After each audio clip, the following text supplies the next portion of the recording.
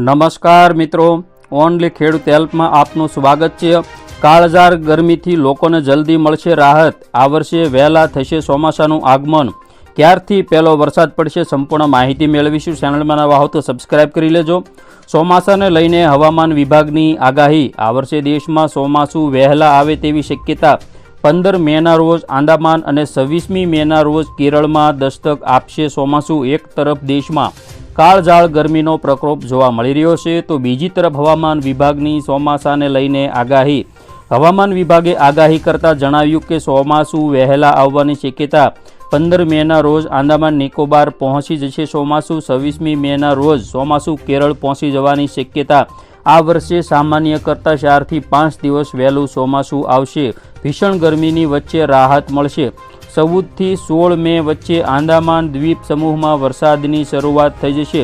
હવામાન વિભાગે જણાવ્યું કે 14 થી 16 મે વચ્ચે આંદામાન દ્વીપ સમૂહમાં વરસાદની શરૂઆત થશે। દેશના મધ્યપ્રદેશમાં 16 મેની આસપાસ ચોમાસાની શરૂઆત થવાની છે, તો 15 મેના રોજ ચોમાસું આંદામાન પહોંચી જશે।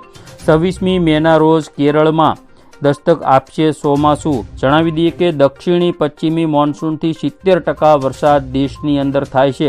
40% ખેડૂતો ખેતી માટે વરસાદ ઉપર નિર્ભર છે। ચોમાસું પહેલેથી કેરળથી શરૂઆત થઈ સમગ્ર દેશમાં પહોંચતું હોય છે। કેરળમાં આ વખતે 4-5 દિવસ વહેલું ચોમાસાનું આગમન થવાનું છે। 15 દિવસથી દેશમાં ભીષણ ગરમી પડી રહી છે। ચોમાસાથી લોકોને ગરમીમાં રાહત મળશે। આગાહી મુજબ આંદામાન દ્વીપ સમૂહમાં સૌથી પહેલું ચોમાસું શરૂ થશે, ત્યાર પછી આપણા દેશમાં કેરળથી ચોમાસાની શુભ શરૂઆત થશે। સામાન્ય રીતે 1 જૂને કેરળ પહોંચતું હોય છે ચોમાસું, પરંતુ આંદામાન નિકોબાર ટાપુઓમાં આગામી 5 દિવસ સુધી હળવાથી મધ્યમ વરસાદ પડશે અને દેશની અંદર કેરળમાં પણ ચોમાસું વહેલા શરૂ થશે। ચક્રવાત આશનીના કારણે આ વિસ્તારમાં વાતાવરણમાં પલટો। ચક્રવાત આશનીના કારણે દેશના ઓડિશા, પશ્ચિમ બંગાળ, આંધ્રપ્રદેશના દરિયાકાંઠાના જે વિસ્તારો છે તેમાં હવામાન બદલાયું। IMDએ ગુરુવારે ઓડિશા, આંધ્રપ્રદેશ, પશ્ચિમ બંગાળના કેટલાક જિલ્લાઓમાં વરસાદની આગાહી કરી હતી। તો આ મુજબ દેશની અંદર આ રાજ્યોમાં વરસાદ પડ્યો છે। 24 કલાક દરમિયાન હજુ પણ છૂટાછવાયા વરસાદ પડી શકે છે। ગુરુવારથી આ વિસ્તારમાં ગાજવીજ સાથે વરસાદની સંભાવના વ્યક્ત કરવામાં આવી હતી।